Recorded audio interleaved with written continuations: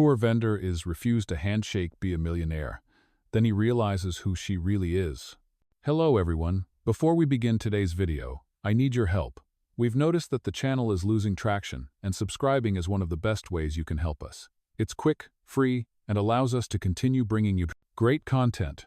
Your support means everything. Let us keep this channel growing collectively. Thank you very much. Let's get back to our main character. Gregory Kane's handshake was worth millions. Investors lined up for it. Journalists angled cameras just to capture the moment. But today, at the International Luxury Trade Expo, he froze mid-motion, eyes narrowing at the young woman standing before him. Her booth was wedged into the farthest corner of the grand hall, dwarfed by towering displays of diamonds, Italian suits, and gleaming watches. A small hand-painted sign read, "Anna's Handcrafted Designs." Oh?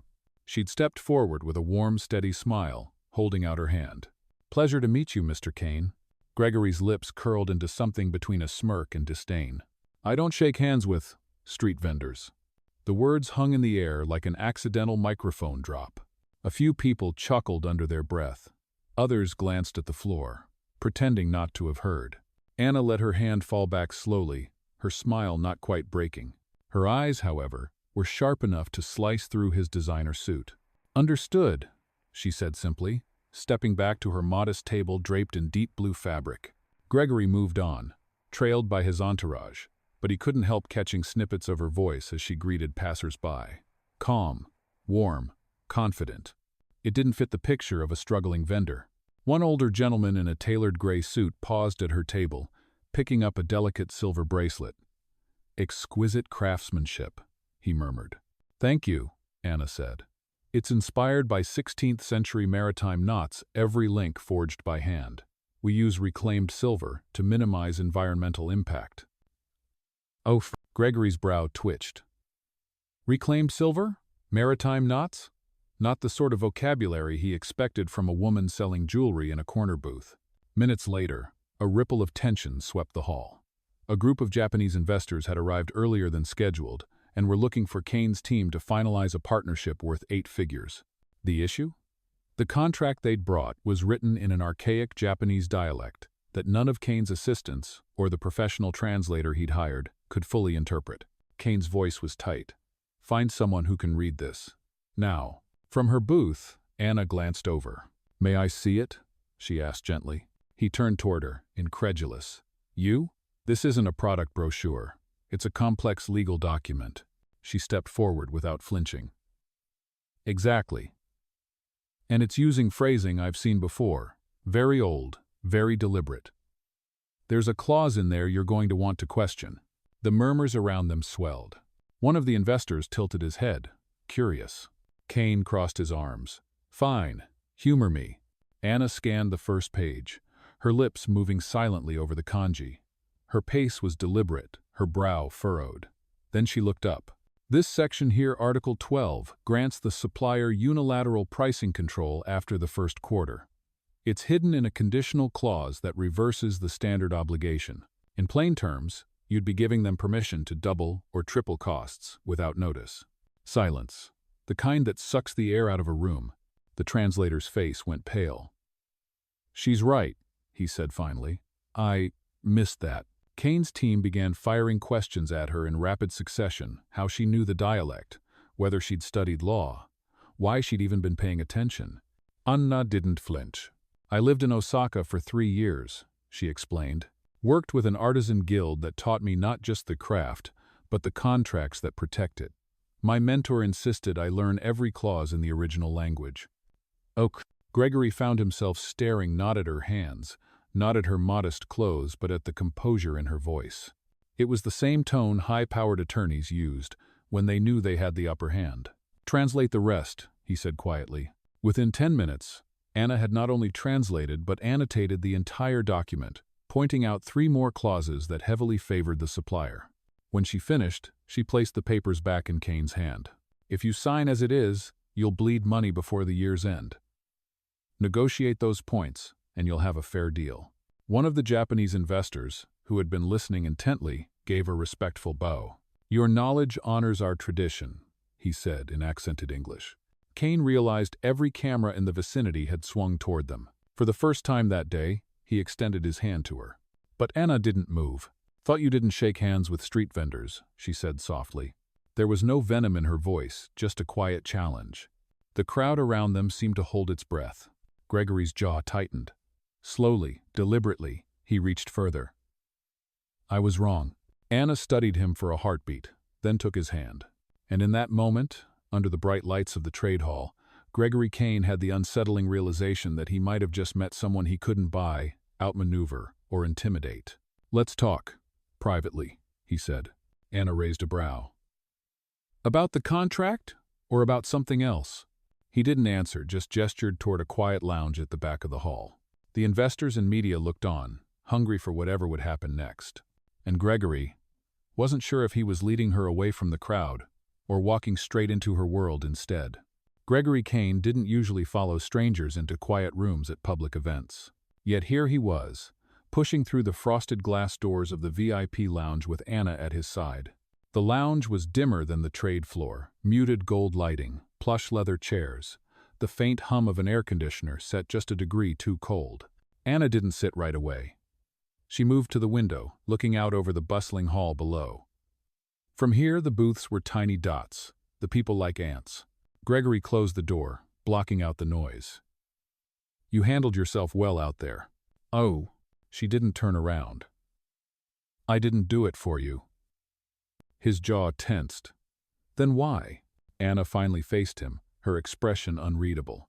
"Because people shouldn't get trapped in bad deals. And because I know what it's like when someone takes advantage of what you don't know." He studied her for a long moment. The jewelry in her booth, the fluency in Japanese, the way she dismantled that contract, none of it fit the picture he'd formed when he refused her handshake. "Where did you learn all that?" he asked. "My father was a craftsman," she said. "He made one-of-a-kind pieces for clients all over the world. I grew up in his workshop, learned the business, learned the people." Gregory leaned against the arm of a chair. "And the law?" A flicker of sadness crossed her face. "My mother was a lawyer. She believed that art was worth nothing if the contract protecting it was weak. I was supposed to take over their studio one day." He caught the "was" in her tone. "What happened?" Anna looked down at her hands. "They died. Car accident. I was 19. Everything collapsed. The studio went to debt collectors. I didn't have the money to fight them." Gregory stayed silent. She went on. "I took whatever work I could selling my own pieces on the street, helping other artisans who couldn't afford lawyers. That's why I'm here. Hoping for one client, one order big enough to keep me afloat another month." For a man used to profit margins and acquisition targets, her math was painfully small. He straightened. "That bracelet you showed the older gentleman. How much?" She frowned. "Retail, or what I'd charge you?" "Both." "Retail, $200. For you? $200. I don't change the price based on who's asking." His mouth twitched into something almost like a smile. "You're terrible at business." "Or maybe," she countered, "I'm just not in the kind of business you are." A knock came at the door. One of his assistants poked their head in, flustered. "Mr. Kane, the investors are ready to renegotiate." Gregory glanced at Anna. "You're coming with me." She raised an eyebrow. "To what? Watch you close a deal?" "No," he said, grabbing the contract from the table. "To make sure I don't miss anything else." Back on the trade floor, cameras tracked them as they crossed to the investor's table. Anna stood slightly behind him, hands clasped, eyes scanning the pages while Gregory spoke in smooth, calculated tones. When the investors suggested keeping one of the more questionable clauses, Gregory didn't even look down, he glanced at Anna. She shook her head once. He turned back to the investors. "That clause goes, or the deal's off." A tense pause. Then the lead investor nodded. "Agreed." 30 minutes later, the deal was signed. Fair terms, no hidden traps. As they walked away, Gregory spoke under his breath. "You just saved me millions." Anna gave a small shrug. "Guess you'll have to shake my hand twice now." He stopped. This time, there was no hesitation. He extended his hand without a word. She took it, firm and steady. The rest of the afternoon was a blur of handshakes, photographs, and whispered speculation. By the time the expo ended, Anna's booth was nearly sold out. Customers who'd seen her on the newsfeed came by just to meet the vendor who stood up to Kane. Gregory lingered near the edge of her booth, watching her wrap a final purchase. When the last customer left, he stepped forward. "I have a proposal." Her brow arched. "Business or personal?" "Both, maybe. Work with me. Be my contract advisor. Freelance, on your terms. You keep selling your work, but when I need someone to cut through legal smoke, you're my first call." Anna hesitated. "And if I say no?" "You walk away with what you made today. I walk away knowing I should have hired you." She considered him for a long moment, then nodded once. "On my terms?" Gregory smiled faintly. "Deal." As they packed up, a photographer snapped one last picture, Gregory Kane and Anna, side by side, shaking hands like partners. For the first time all day, Gregory didn't think about the cameras. And for Anna, it wasn't about the handshake anymore. It was about knowing she'd stepped into a room built for power and walked out holding some of it herself. The next morning, Gregory Kane was in his penthouse kitchen, scrolling through the news on a tablet while a French press of coffee brewed. Every major business outlet had the same photo, him and Anna, shaking hands at the expo. But the headlines weren't what he expected. Millionaire refuses handshake, then hires the vendor who outsmarted him, the woman who saved Kane International millions in her tiny booth. Gregory frowned. He was used to controlling the narrative, not being at the mercy of it. His phone buzzed. A call from PR. "You're trending, sir," his publicist said, voice brisk. "And not because of the deal. People are fascinated by her. We need to capitalize on this goodwill." "I didn't bring her in for goodwill," he muttered. "I brought her in because she's useful. Either way, the press wants an interview. With both of you." 2 hours later, Gregory was in the lobby of his corporate tower when the doors opened, and Anna walked in. She wore jeans, a white blouse, and the same quiet confidence she'd had yesterday. Under one arm was a leather portfolio. "You called me here for work?" she asked. "Yes," he said, "and maybe to handle the circus outside." Through the glass, she saw a wall of photographers camped on the sidewalk. Her lips curved in amusement. "You're not used to sharing the spotlight, are you?" Upstairs, in his corner office, Gregory dropped a thick folder onto the desk. "A contract review. Shipping deal with a South American supplier. We're flying out in 2 days if it checks out." Anna opened the folder, scanning the clauses. 10 minutes in, she tapped a page. "Here, payment schedule. They've buried a penalty clause under seasonal adjustment fees. If the exchange rate shifts, you'll owe them triple the freight cost." Gregory leaned in, reading over her shoulder. "How did you catch that so fast?" "It's the same trick they used on my father when he shipped silver overseas. Cost him his biggest order." Before he could answer, the phone on his desk rang. He answered, listened for a moment, then glanced at her. "They're here." "Who?" He hung up. "The interview." Down in the building's media room, the lights were bright and the cameras ready. A reporter with perfect hair and a too bright smile welcomed them. "Mr. Kane, miss?" "Anna, thank you for joining us. The whole city is talking about yesterday. Can you tell us how you two met?" Gregory gave the corporate version. Expo, contract issue. Her expertise saved the deal. The reporter turned to Anna. "And what was your first impression of Mr. Kane?" Anna didn't miss a beat. "He refused to shake my hand." Oh, the room went still. Gregory's jaw tightened, but the reporter laughed awkwardly. "And now?" Anna glanced at him, a faint smile playing on her lips. "Now, he's willing to listen." After the interview, Gregory followed her into the hallway. "You just had to say that? You hired me for my honesty, remember?" she replied, not breaking stride. They stepped into the elevator. He was about to speak again when his phone buzzed a message from legal. "Urgent. Possible breach in the Tokyo contract. Client claims we failed to meet an unspoken condition." The moment they were back in his office, Gregory forwarded the document to Anna. She read silently, eyes narrowing. "This is a setup," she said finally. "They've inserted an implied obligation based on cultural expectation. That's not in the signed text. They're betting you won't challenge it because it risks the relationship." Gregory studied her. "Can we fight it?" "Yes, but it's going to get messy. And public." That night, she was still in his office, poring over case studies and precedent. Gregory brought her coffee, setting it beside her without a word. "Thanks," she murmured, not looking up. From his desk, he watched her work the way she leaned in when she found something important, the quick notes in the margins, the little frown that meant she was 3 steps ahead of everyone else. At midnight, she looked up. "I've got it. Case from 2014, very similar language. The judge ruled implied obligations can't override written terms. We can shut this down before it escalates." Gregory felt an unfamiliar swell of relief. "You've just saved me again." Anna closed the file. "Then maybe you'll finally stop underestimating me."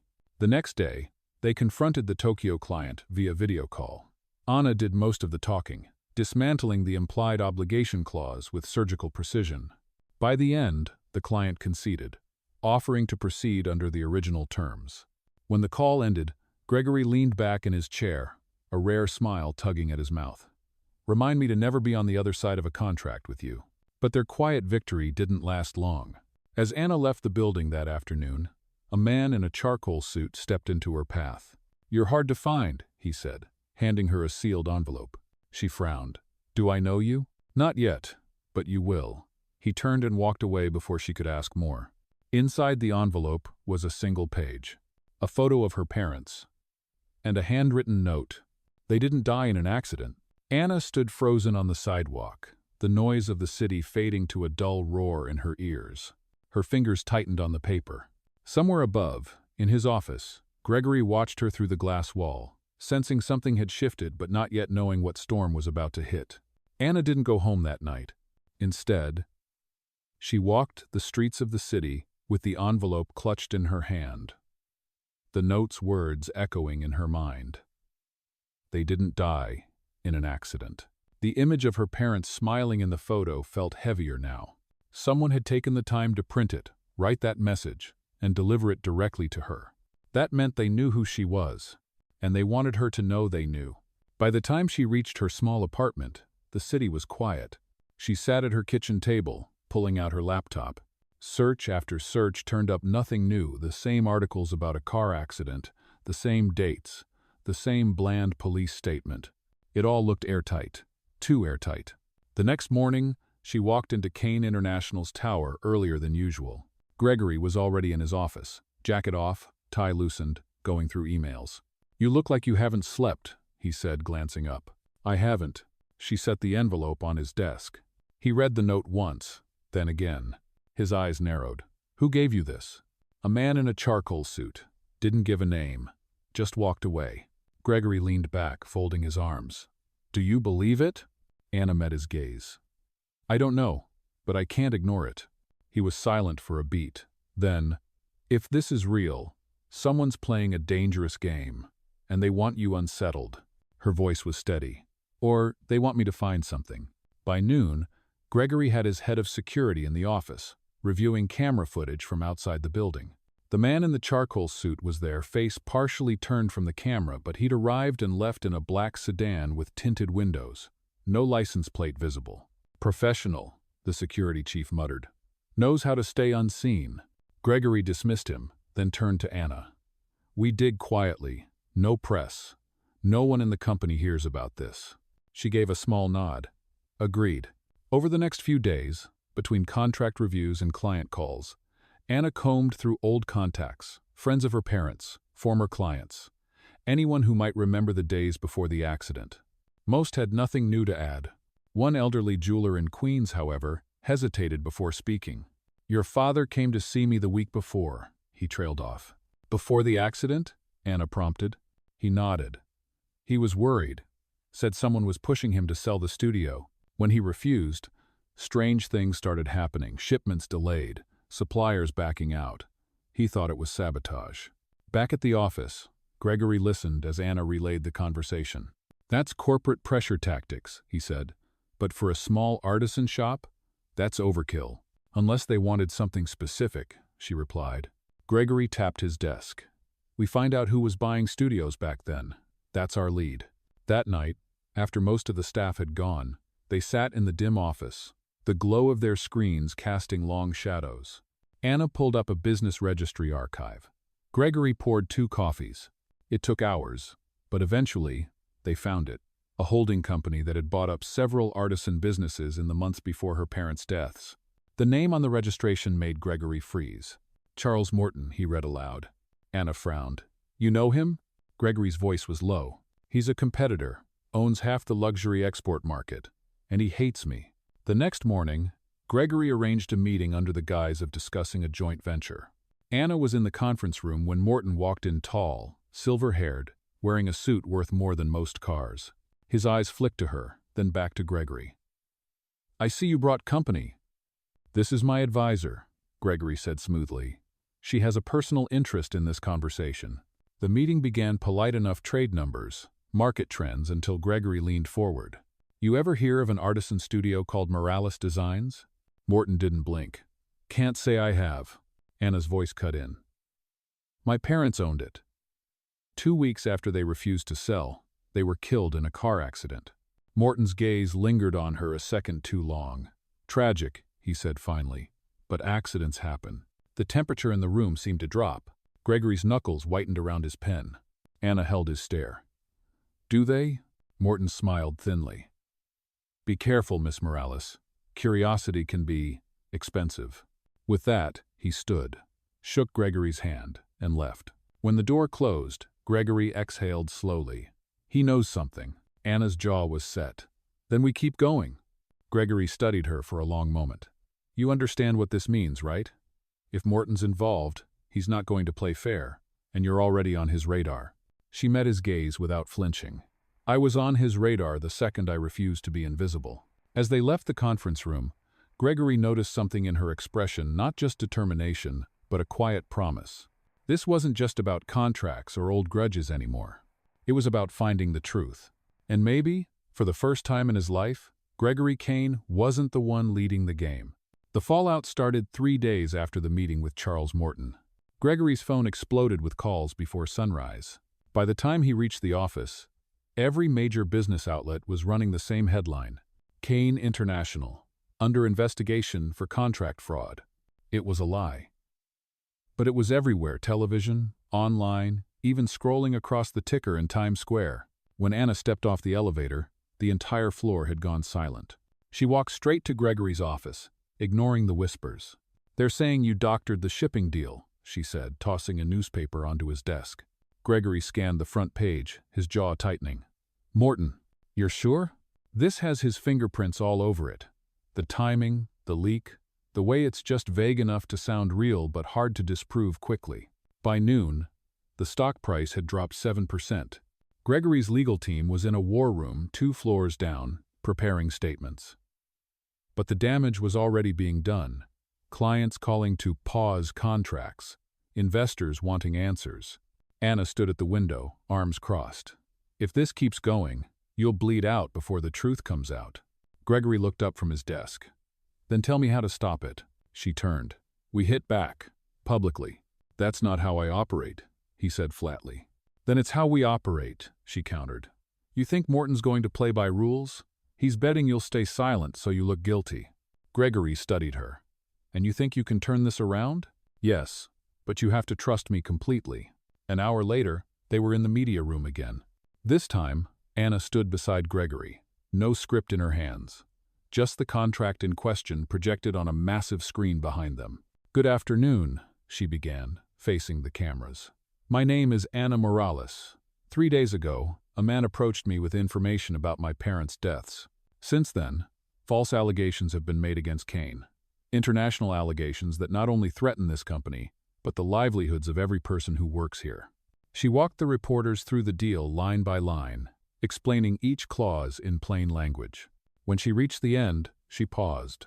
"This contract is clean, and the person spreading lies about it knows it.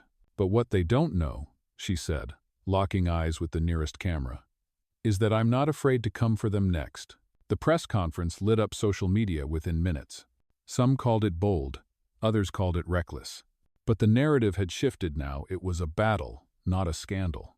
Gregory found Anna in his office afterward, pouring herself a glass of water. "You realize you just declared war on a man who could crush smaller companies for sport?" She met his gaze. "Then it's a good thing I'm not here to be small." That evening, Gregory's head of security came in with new intel. The sedan from the day Anna got the envelope belongs to a shell company tied to Morton's private security firm. And get this, we intercepted chatter about a second drop. Anna leaned forward. "Second drop of what?" The security chief hesitated. "Evidence. something bigger than the fraud claim. 2 nights later, the second drop landed. An anonymous file sent to every major news outlet. Photos, bank statements, even forged emails painting a picture of Gregory bribing foreign officials. It was cleaner than the first smear, and more dangerous. At midnight, Gregory sat in his office, the city lights stretching out behind him. Anna was across from him, scanning the fake documents. "They've done their homework," she said. "This isn't amateur work. They want you in court, maybe even prison." Gregory leaned back. "If I go down, so does the company. And everyone in it." Anna set the file aside. "Then we find the original source. If we can prove these are forged, we can not only clear you but make Morton eat his own lies. Do you have a plan?" Her lips curved slightly. "I always have a plan." The next day, Anna reached out to an old contact, a cybersecurity specialist she'd met years ago, while helping an artisan collective fight a predatory distributor. By nightfall, the specialist had traced the metadata on the files to an offshore server, registered to the same holding company that had bought out multiple artisan studios before her parents died. Gregory stared at the report. He's not even trying to hide it anymore. That evening, Anna drafted a letter not to the press, but directly to Morton. It was short. "We both know you forged these. I'm giving you 48 hours to retract before I release what I've found about Morales Designs." "Your move." Gregory read it twice. "You're provoking him. I'm giving him a choice," she said. "Back down quietly, or let this get ugly." 2 days later, there was no retraction. Instead, Morton made his move, filing a lawsuit against Kane International for defamation, citing Anna's press conference as the catalyst. It was exactly what she expected. "That's fine," she told Gregory. "Court gives us something we didn't have before." "What's that?" She smiled faintly. "Discovery." In the weeks to come, Morton would regret stepping into that courtroom. Because Anna wasn't just a vendor anymore. She was the woman who had walked into a boardroom, built for billionaires, and started tearing it down from the inside. And she was just getting started. The courthouse was colder than Anna expected. Not from the air conditioning, but from the eyes that followed her as she walked in beside Gregory Kane. Charles Morton was already seated at the plaintiff's table, his silver hair perfect, his smile just a little too polite. He didn't look at Anna, but she could feel the weight of his presence, the man who had destroyed her parents' studio and was now trying to destroy the one man who had stood beside her. As the hearing began, Morton's attorney painted a picture of a reckless billionaire manipulated by a mysterious outsider into making public statements that damaged an honorable businessman's reputation. Gregory didn't flinch. Anna didn't look away. When it was their turn, Gregory's attorney started with the basics, the forged documents, the suspicious timing, the lack of any real evidence of wrongdoing. Then Anna was called to the stand. She walked to the witness chair slowly, every step measured. The opposing counsel tried to start with her lack of formal legal credentials, but she cut him off politely. "No, I'm not a licensed attorney," she said clearly. "But I've spent the last decade reading and dissecting contracts to protect small business owners from being exploited. My knowledge isn't academic. It's survival." She then explained, in meticulous detail, how the metadata on the forged files pointed to an offshore server and how that server was connected to a holding company tied to Morton. The room shifted. Morton's attorney objected, but the judge overruled. Gregory watched her, a quiet pride building in his chest.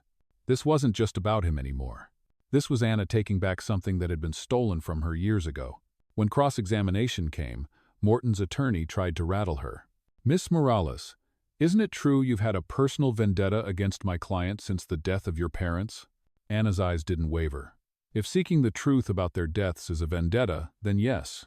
But truth isn't revenge. Truth is justice. After the morning session, they stepped into the hallway. Gregory handed her a bottle of water.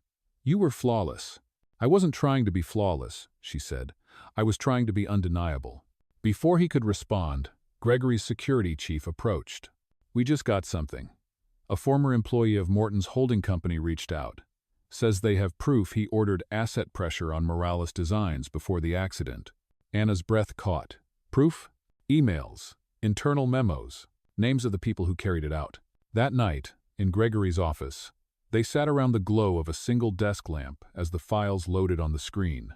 It was all their orders to cut off suppliers, sabotage shipments, create enough financial strain to force a sale. And one final message, sent days before the accident. If they won't sign, we'll make sure they can't operate. Anna's hands clenched into fists. Gregory's face was carved from stone. This is what we take to court. The next day, the evidence was introduced. Morton's composure cracked for the first time, a muscle twitching in his jaw, his fingers drumming too fast on the table. The judge leaned forward. Mr. Morton, you will have the opportunity to respond, but I will remind you that witness tampering and corporate sabotage are criminal matters, not just civil. Whispers filled the gallery. During the recess, Morton approached Gregory and Anna near the coffee station. You think you've won something? He hissed. Courts are slow. Money is faster. I can still bury you both before this sees daylight. Anna stepped forward, closing the space between them. You tried to erase my parents' work. You failed. You tried to break this company. You failed. And now everyone is going to see you for what you are, a coward who hides behind money. Oh. For a moment, Morton's eyes flashed with something like fear. Then he turned sharply and walked away. That evening, Gregory and Anna stood by the windows of his office, watching the city lights. You know this isn't over, he said quietly. I know, she replied. But for the first time, I'm not the one being hunted. Gregory looked at her, and for the first time since they met, he realized she wasn't just in his world now. She was reshaping it. Some battles, he thought, were worth more than any contract. The morning after Morton's composure cracked in court, Anna woke to a storm. Her phone was buzzing nonstop. Dozens of missed calls, hundreds of notifications, and at the top of every newsfeed her face. Who is Anna Morales really? Shocking past allegations surface. There were photos of her from years ago, standing in front of her street booth, edited to look shady. Anonymous sources claimed she'd been involved in a counterfeit jewelry ring, that she'd been blacklisted by luxury buyers, that she was not who she says she is. All lies. But lies can be louder than truth if you shout them fast enough. By the time she reached Kane International's lobby, the press was waiting. Flash popped. Question flew. Anna, did you scam high-end clients in Paris? Anna, are you under investigation in Japan? Anna, were your parents tied to illegal trade? She didn't answer a single one, just pushed through the revolving doors and into the elevator. Gregory was waiting in his office, holding a printed copy of one of the smear articles. This is Morton, he said flatly. He's pivoting to character assassination. Anna dropped into the chair opposite him. If he can't discredit the evidence, he'll discredit me. Gregory's jaw tightened. Then we get ahead of it. That afternoon, they held a closed-door meeting with Gregory's PR chief and legal team. The PR chief wanted to issue a statement denying everything and reaffirming the company's trust in Miss Morales. Anna shook her head. A denial won't stick. It'll just keep the accusations alive. We need to show the truth. Gregory glanced at her. What are you thinking? I tell my story, all of it, on my terms. The PR chief hesitated. You'd be putting your entire personal history under a microscope. Morton will pick apart every detail. Anna's voice was calm. Let him try. The truth doesn't scare me. Gregory leaned back in his chair, watching her. If you're doing this, I'm standing beside you, and I don't care how much Morton tries to drag me into it. 2 days later, they booked a live interview with one of the most respected anchors in the country. No edits, no scripts, no time delays. The studio lights were hot, the cameras close enough to feel like they were breathing down her neck. The anchor started softly childhood, the artisan studio, her parents' legacy. Then came the pivot. Anna, multiple reports claim you sold counterfeit jewelry in Paris in 2017. Can you address that? Anna met the camera head-on. Yes, I was there, selling my own designs on a street corner because I couldn't afford a shop. A luxury brand accused me of copying their work because I was using the same silversmith techniques my father taught me. I fought it, and I won. But I didn't have the money to shout that victory as loudly as they shouted the accusation. The anchor nodded. And the claim about being blacklisted by luxury buyers? That blacklist exists, and it's run by the same people who buy out small studios, gut them, and sell the scraps. People like Charles Morton. Gasps rippled through the studio crew. And the accusation in Japan? Anna's voice didn't shake. I helped a group of artisans challenge an unfair contract with a distributor. We won in court. That distributor? Another Morton proxy. By the time the interview ended, social media was on fire, but the tide was turning. Clips of Anna's answers were going viral with captions like, "This woman is unshakable," and "David versus Goliath in real time." That night, Gregory called her into his office. "You turned it around," he said, holding up his phone to show the trending tag. Number "Stand with Anna." Anna gave a small smile. "Morton underestimated me."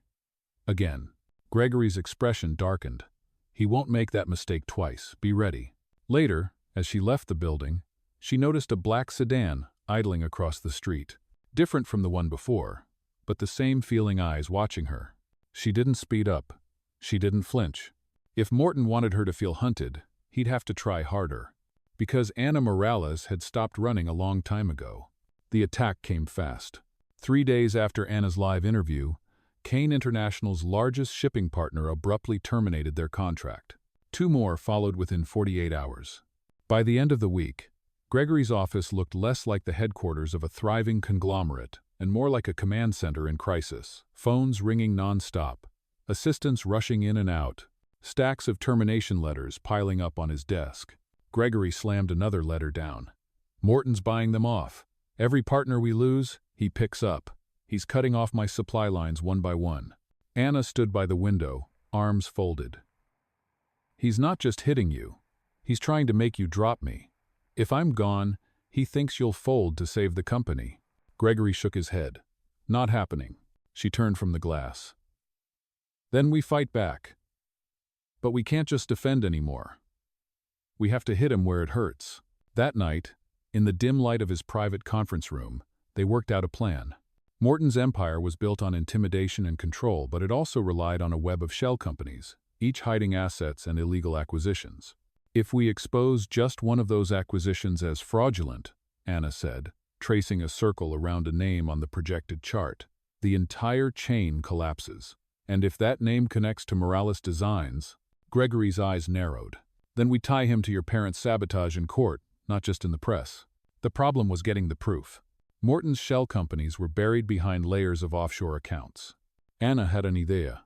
A contact from her street vendor days, a tech-savvy jeweler who moonlighted as a data miner, owed her a favor. 2 nights later, the man slid a flash drive across a corner table in a quiet Brooklyn cafe. "Careful with this," he warned. "If Morton finds out you have it, he won't just sue you. He'll come after you in ways lawyers can't stop." Back at the office, Anna plugged in the drive. File after file opened property deeds, acquisition contracts, financial transfers. Then she froze. One document, dated just a week before her parents' deaths, showed Morton's holding company wiring a facilitation payment to a transport firm, the same firm that had accidentally delayed her father's final shipment. Gregory leaned over her shoulder. "This is it. This is the link." They decided to move quickly. The next morning, Gregory scheduled an emergency board meeting. Anna presented the evidence, laying out the timeline in crisp, undeniable steps. Several board members looked uneasy. One finally spoke. "If we go public with this, Morton will throw everything he has at us. We could be in litigation for years." Gregory's voice was calm, but cold. "If we stay silent, we're just waiting to die. I'm not in the business of dying." That afternoon, they called another press conference. Gregory opened with a statement. "Kane International has been the target of an ongoing campaign of defamation and corporate sabotage. Today, we present evidence linking Charles Morton and his network of shell companies to illegal acquisition practices, including the sabotage of a family-owned artisan studio that resulted in the loss of 2 lives." Gasps filled the room. Anna stepped forward, holding up the document. "That studio was Morales Designs, my parents' studio. And now, the man responsible wants you to believe I'm the villain." The fallout was immediate. Regulatory agencies announced an investigation into Morton's holdings. Several of his partners froze their contracts with him. But Morton wasn't done. 2 nights later, as Anna left the office, her phone buzzed with a blocked number. When she answered, his voice was low, almost amused. "You think the truth is enough? You're in my world now, Miss Morales. And in my world, truth is just another commodity, something you can buy, sell, or bury." Oh. Before she could respond, the line went dead. She stood there on the dark sidewalk. the weight of his words settling over her. Morton wasn't bluffing. He still had cards to play. When she walked back inside, Gregory was waiting by the elevator. "You got the call, didn't you?" he asked quietly. Anna nodded. "He's not scared yet, but he will be." Gregory's gaze was steady. "Then let's make him." That night, high above the city, the two of them sat at his desk with the lights off, plotting their next move. Because Morton had made one thing clear, this wasn't just a legal battle anymore. It was war. The first sign of trouble came on a Monday morning. Gregory walked into the boardroom, expecting a strategy session about the Morton case. Instead, half the seats were empty. Those who were there avoided his eyes. Anna slipped into the seat beside him and leaned in. "Something's off." "Oh?" It didn't take long to find out what. The CFO cleared his throat. "Effective immediately, 3 major investors have pulled their capital from Kane International. They cited loss of confidence in leadership." Gregory's jaw tightened. "And what leadership are they referring to?" The CFO hesitated. "They specifically mentioned your decision to keep Miss Morales on as an advisor." Anna sat straighter. Morton got to them. No one disagreed. By noon, the whispers had turned into open dissent. A rumor spread through the building that Gregory had been secretly paying Anna an inflated salary in exchange for silencing her about some unnamed scandal. It was absurd, but it was working. Gregory's legal counsel pulled him aside. "If we don't squash this fast, it'll snowball. Morton's not just attacking from outside, he's got someone inside feeding him ammunition." Anna's eyes narrowed. An informant. That evening, Gregory's security chief placed a folder on his desk. 3 possible suspects, all high level, all with access to sensitive financials and contracts. Anna flipped through the files. "How do we know which one's leaking?" Gregory looked at her. "We feed them bait." The next morning, they set the trap. Each suspect received a slightly different piece of confidential information about a fake Kane International acquisition. 2 days later, one of those fake details appeared in a tabloid word for word from the file given to the company's head of international sales. They had their mole. Gregory confronted him privately. At first, the man denied everything. Then Anna dropped a printed record of his recent bank transactions on the table deposits from a consulting firm linked to Morton's network. The man's face drained of color. "It's not what you think," Gregory cut him off. "Save it for your lawyer, and don't set foot in this building again." But the damage was already done. Morton had the inside data he wanted: projections, client lists, pending deals. And he was using it to choke Kane International faster.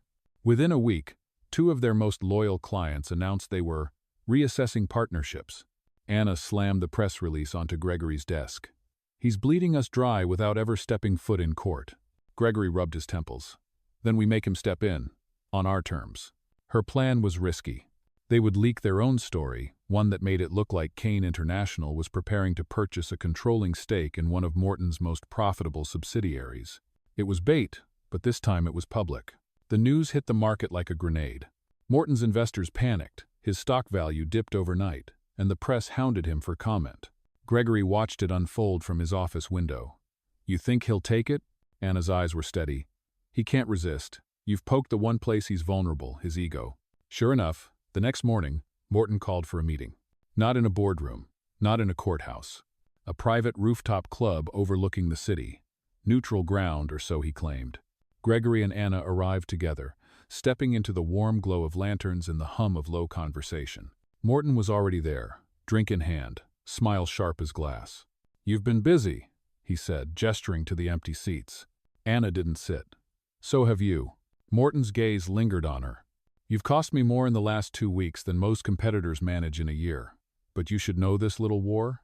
It doesn't end with documents. It ends when one of us can't get back up." Gregory's voice was quiet, almost dangerous. "Then you'd better get ready to fall." Morton's smile didn't falter, but his eyes flickered just for a second. As they left the rooftop, Anna spoke without looking at Gregory. "He's not scared yet, but he's close." Gregory's lips curved in the faintest of smiles. "Good. That's when people make mistakes." The city stretched out before them, full of shadows and unfinished battles. And both of them knew the next move had to count. The final hearing was 3 days away when Morton made his move. It started with a single email to every major news outlet. Attached, a scanned document that, if real, would destroy Gregory Kane.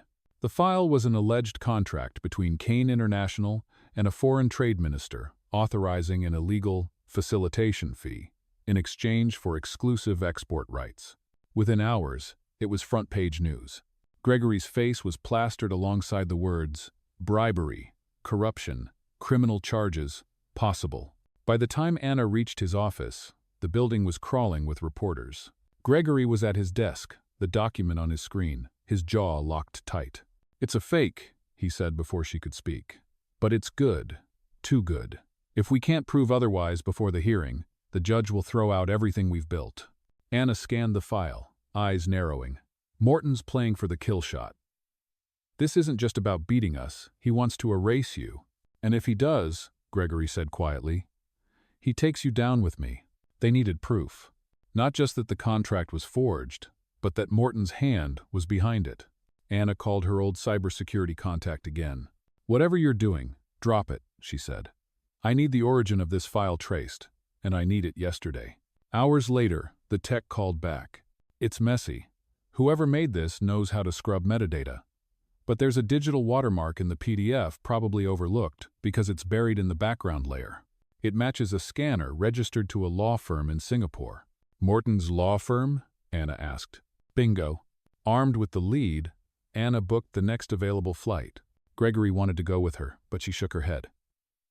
"If you disappear right now, it'll look like you're running. Stay. Hold the line."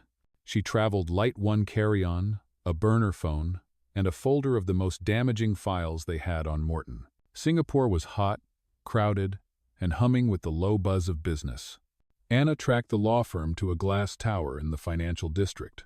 Getting inside wasn't easy. She posed as a courier with an urgent delivery, timing her arrival for when the front desk was distracted. Once in, she made her way to the records floor. Her contact's instructions had been precise. Look for any archive scan logs from the week before Morton's first attack on Kane International. It took an hour of digging, but she found a log showing the forged contract's scan, complete with the file hash. She snapped photos, copied the digital record, and left without a word. Back in New York, she landed just after midnight. Gregory was waiting at the private terminal. "You got it?" Anna handed him the flash drive. Morton's fingerprints, right where he thought they'd never be found. The next morning, in court, Gregory's attorney dropped the evidence like a hammer. The room went still as the judge reviewed the document. "This scan log," the attorney said, "proves the so-called bribery contract originated from a scanner owned by a law firm directly employed by Charles Morton. In other words, the plaintiff created the very evidence he claims proves our guilt." Morton's face stayed neutral, but his hands tightened on the table. The judge's voice was firm. "Mr. Morton, this is a serious allegation. You will answer for it. And until then, your motion is denied." Gasps filled the courtroom. Gregory glanced at Anna, a silent thank you in his eyes. Outside, the press swarmed them. Anna didn't say a word she didn't need to. The headlines would write themselves, "Morton caught in forgery scandal." But as they stepped into the waiting car, Gregory's expression was still tense. "This hurts him," he said quietly. "But it doesn't finish him. He's too entrenched." Anna looked out the window at the sea of flashing cameras. "Then we keep going, until he has nowhere left to hide." And in that moment, both of them knew the real endgame was just beginning. The day after Morton's forgery was exposed, something in the air shifted. It wasn't celebration. It was the kind of stillness that comes before a storm. Gregory felt it when he walked into his office. His assistant wouldn't meet his eyes. The phones weren't ringing, and the usual hum of business had gone flat. Anna arrived 10 minutes later, dropping her bag on his desk. "Traffic was a nightmare," she said, then stopped when she saw his face. "What happened?" He slid a plain white envelope toward her. Inside was a single sheet of paper, no signature, no letterhead, just a typed sentence. "You've taken too much from me. Time to collect what's mine." Anna's stomach turned. "Morton?" Gregory nodded. Security traced the drop to an unmarked motorcycle that pulled up outside the building at 5 a.m. No plates. They both knew what this meant. The legal war was one thing. This was something else. Gregory's head of security entered with a grim look. "We've tightened building access and doubled personal protection, but I'd advise you both not to travel alone." Anna shook her head. If he's desperate enough for this, he's not going to stop at intimidation. By evening, her fears were confirmed. Anna was walking to her car in the underground garage when a black SUV screeched to a halt behind her. Two men in dark jackets stepped out, moving fast. Before she could react, a third figure appeared from the shadows, Gregory's security chief, gun drawn. "Back off," he barked. The men froze, then slipped back into the SUV and sped away. Gregory was waiting at her apartment when she got there. "You should have called me," he said, voice low but sharp. Anna tossed her keys on the counter.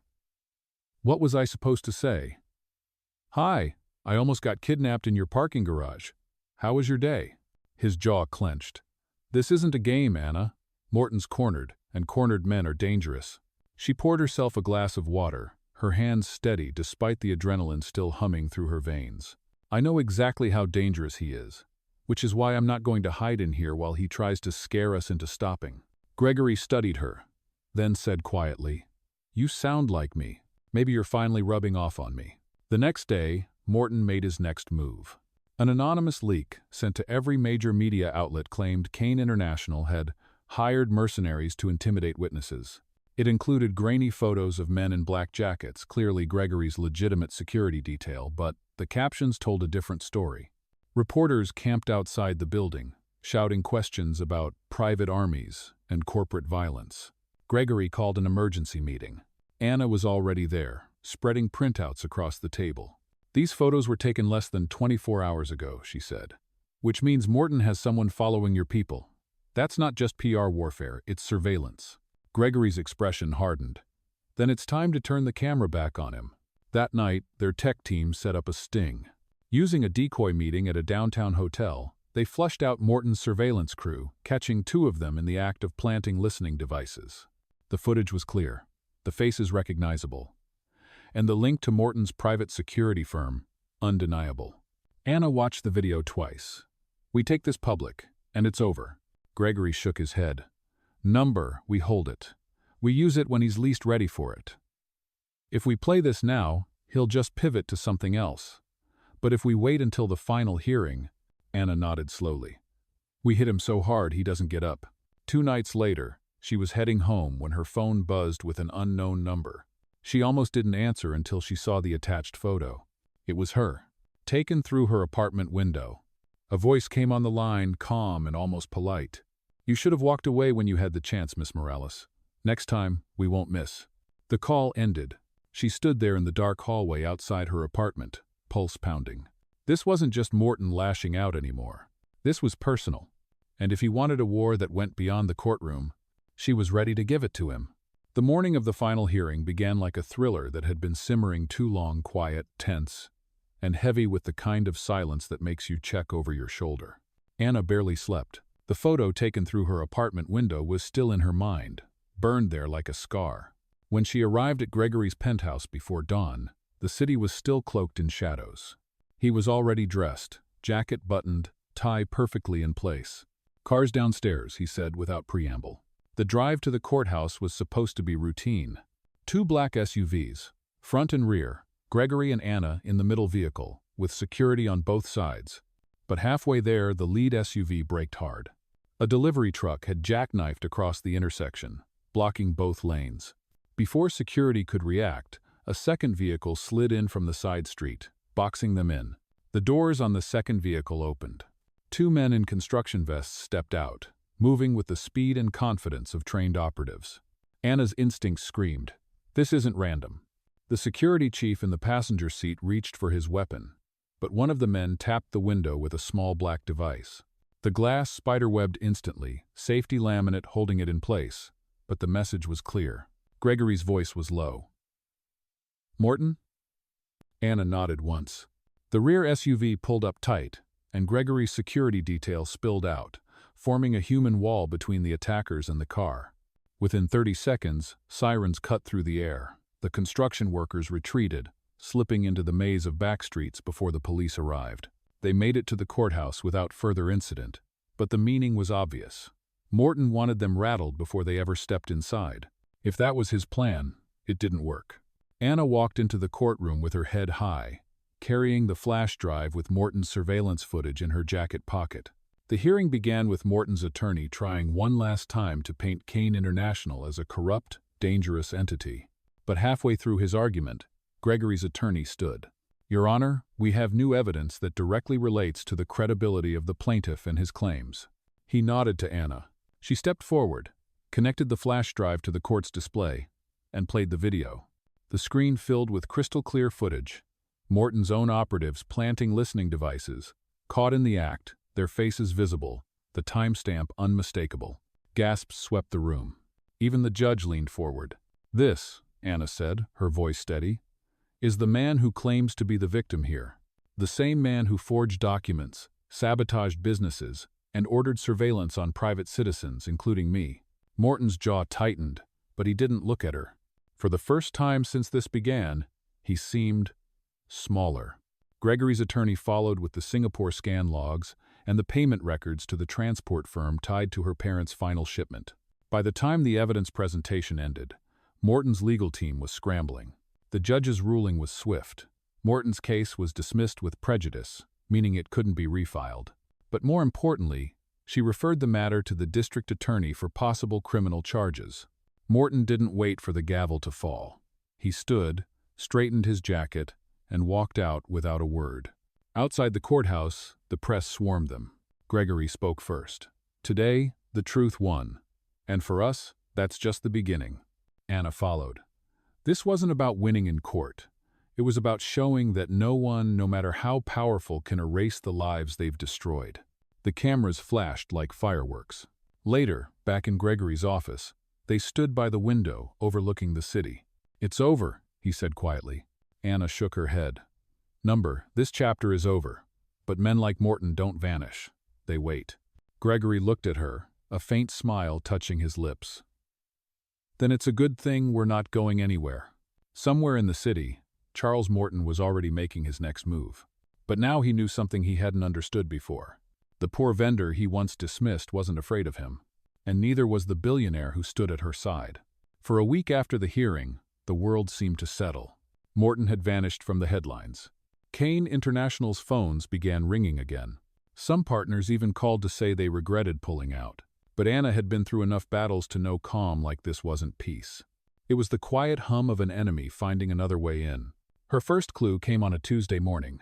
She was in the middle of reviewing new supplier contracts when Gregory's assistant brought in an unmarked envelope. Inside was a single photograph. Faded, creased. It showed Anna as a teenager, standing beside a man she hadn't seen in over a decade. Her uncle, Javier Morales. And in the corner of the photo, scrawled in red ink, "Family ties can strangle." Anna's chest tightened. Javier had disappeared from her life years ago, after rumors of his involvement in off-the-books dealings with black-market jewelers. She'd never been able to prove or disprove anything. She slid the photo to Gregory. "This is Morton," she said flatly. "He's going after my family." Gregory's expression darkened. If he digs deep enough, he'll try to spin whatever he finds into a weapon. 2 days later, Morton's move hit the press. A tabloid headline screamed, "Model citizen? Kane's new advisor linked to smuggling ring through estranged uncle." The article painted a vivid, if entirely fabricated picture of Anna as a beneficiary of Javier's alleged crimes. They even printed a cropped version of the photo. By noon, reporters were camped outside Kane International again. Inside, the board was restless. Some wanted Anna to step back temporarily until the allegations cooled. Gregory shut it down instantly. "She's not leaving. This is exactly what Morton wants. Divide us, isolate her, then finish us off." But Anna knew the truth. Unless they proved the story false, Morton had planted a seed of doubt that would keep growing. That night, she made a decision. "I'm going to find Javier," she told Gregory. "If I clear his name, I clear mine." Gregory frowned. "And if he's guilty?" Her voice didn't waver. "Then I deal with that too." Finding him wasn't easy. Her last lead was a small coastal town in Mexico, where an old friend said he'd been running a modest repair shop. She booked the flight herself, traveling under her maiden name. Gregory wanted to send security. She refused. "This has to be me." The town was dusty, sun-baked, and quiet. She found the repair shop on a side street, its faded sign barely legible. And there he was, older, thinner, but unmistakable. Javier Morales looked up from under the hood of a battered pickup, eyes widening when he saw her. "Anita?" he said softly. They spoke in the back room over strong coffee. Javier admitted he'd been approached years ago by men who moved stolen goods, but swore he'd refused. The problem was, those same men had used his name to grease their deals. And recently, someone else had come asking questions about her. He was tall, expensive suit, foreign accent, Javier said. He offered me money to tell him you helped me in the old days. Annas pulse kicked. Morton. She asked Javier if he had proof of turning down the smugglers. He nodded toward a battered filing cabinet. Old ledgers, some letters, enough to show I never touched that life. Anna spent hours scanning and photographing everything. Before she left, Javier gripped her hand. They'll keep coming for you, Nina. Don't let them decide who you are. Back in New York, she and Gregory's legal team compiled the evidence into a public report. When it dropped, the headlines flipped overnight. Smuggling ring accusations collapse. New evidence clears Morales family. Morton stayed silent, but Anna knew this wouldn't be his last play. That evening, as the city lights blinked on, Gregory poured 2 glasses of whiskey. To clearing your name, he said. Anna clinked her glass against his. And to making sure Morton never gets the chance to dirty it again. Outside, somewhere beyond the skyline, their enemy was still out there. But now, Anna wasn't just defending herself. She was hunting. Anna had spent weeks playing defense. But after clearing her family's name, something shifted inside her. She wasn't going to wait for Morton's next strike. She was going to hit first. One evening in Gregory's office, the city glowing behind them, Anna spread a folder across his desk. This is Morton's next big deal, a luxury real estate acquisition in Miami. On paper, it looks clean, but it's not. Gregory scanned the documents. What's hidden? Anna tapped a page. He's using one of his shell companies to launder funds from an unlicensed mining operation overseas. If we can expose that before the deal closes, not only does he lose the property, but he gets slapped with international finance violations. Gregory leaned back, studying her. How do you even have this? She smiled faintly. Old friends in old places. The friends she meant were part of the street vendor network she'd grown up in, people who traded information as fluidly as they traded goods. One of them had been subcontracted to design marketing materials for the Miami property, and what he'd seen in the contracts didn't match what Morton's PR team was selling. The challenge was getting undeniable proof without Morton realizing they were digging. That's where Gregory's resources came in. Within 48 hours, they had a small team in Miami posing as high-end buyers, slipping into the pre-sale events, snapping discreet photos of documents and floor plans. Anna went herself to one of the viewings, dressed in a simple but striking ivory suit. Morton wasn't there, but one of his top lieutenants was a man who didn't recognize her, but whose eyes tracked her every move. In the penthouse show unit, Anna found what she was looking for. A binder labeled Investor Disclosures, tucked half under a catering tray. Inside was a page listing foundational development partners, and one of them matched the name of the mining front she'd traced overseas. She took a photo, slid the binder back, and left before the lieutenant could catch up to her. Back in New York, Gregory's legal team began drafting a complaint to federal regulators. But Anna had another idea. Morton's deals thrive in the dark. If we just file this quietly, he'll drag it out for years. But if we make it public before it closes, he'll lose the investors instantly. Gregory's lips curved. You're thinking a leak. 2 days later, an anonymous whistleblower uploaded the investor disclosure documents to a popular financial watchdog site. The story exploded overnight. Luxury tower deal linked to illegal mining profits. Morton holding silent. Investors fled within hours. By the end of the week, the Miami acquisition was dead. Morton didn't stay silent for long. Anna was leaving Gregory's office late one evening when her phone buzzed with a text from an unknown number. You've made your point. Now here's mine. Attached was a photo. It was Gregory, not in the present, but from years ago, shaking hands with a man later convicted of corporate espionage. Gregory's face darkened when she showed him. That handshake was at a charity gala. I didn't even know who he was at the time. But Morton will twist it into something toxic. Anna nodded grimly. Then we get ahead of it. We tell the story before he does. The next morning, Gregory held a press conference.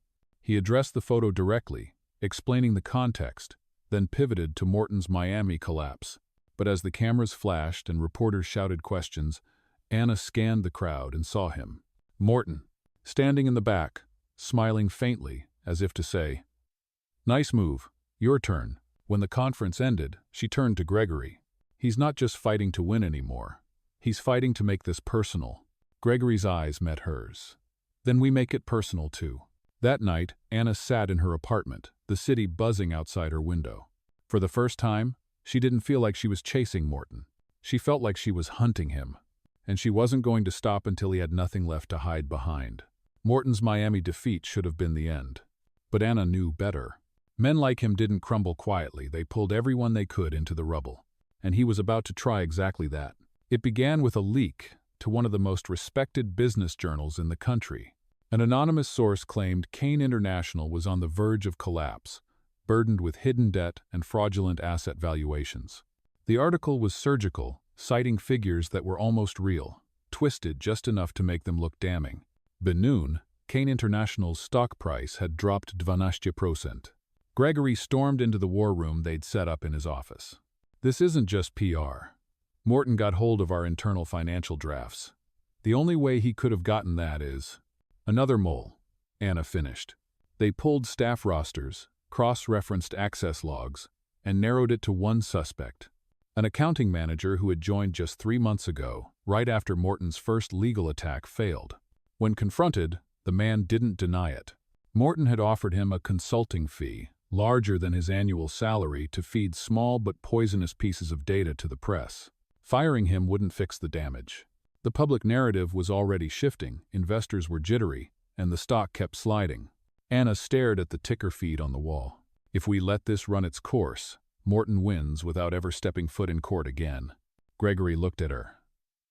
"Then we don't let it run its course. We hit him now. Hard." They pulled everything they had, every piece of evidence from the forgery, the surveillance footage, the Miami shell company, and now, proof that Morton paid an insider for confidential data. The plan was to drop it all in one devastating press event. No slow leaks, no legal delays, just the full truth, live and on record. But Morton had been planning too. The night before their press conference, Anna's phone buzzed with an encrypted email. No text, just a video attachment. She opened it and froze. The footage was grainy but clear enough. A younger Gregory, sitting in a private room with an unidentified man, passing him an envelope thick with cash. The timestamp? 15 years ago. The implication? A bribe. When she showed it to Gregory, he swore it wasn't what it looked like. That man was a whistleblower we were protecting. The cash was relocation funds completely off the record to keep him alive. But if Morton spins this, Anna finished the thought, we lose the moral high ground. They had two choices. Cancel the press conference and investigate the footage, risking Morton tightening his grip on the public narrative. Go forward, show their evidence, and address the footage head-on, gambling everything on the truth holding up under the glare. Gregory's voice was steady. We go forward. We tell it all. If we hide from this, we're no better than him. The next morning, the press hall was packed. Anna spoke first, dismantling Morton's network piece by piece, displaying documents and videos until the room buzzed with disbelief at the sheer scope of his corruption. Then Gregory stepped up to the podium. I've been accused of many things, he began. But the one thing I have never done is sell out my integrity for profit. He played the bribe video on the screen, then introduced the man from the footage, now living under a different name. The man told his story. How Gregory had saved him from a corporate hit after he'd exposed a smuggling ring. By the time he finished, the room was silent. Gregory ended with a line that hit harder than any accusation Morton had thrown. Sometimes the truth doesn't look clean, but it's still the truth. The fallout was immediate. Morton's remaining investors abandoned him. Regulators opened new criminal inquiries. And, for the first time in months, Kane International's stock began to climb. Later, in Gregory's office, Anna stood by the window, watching the city breathe. It's over, she said softly. Gregory joined her, hands in his pockets. For now, but I doubt we've seen the last of him. Anna smiled faintly. Then let him come. He's already learned one lesson. I'm not the vendor he refused to shake hands with anymore. Somewhere, in some corner of the city, Morton was watching too. But this time, the look in his eyes wasn't smugness. It was calculation. because even in defeat, men like him were always thinking about the next move.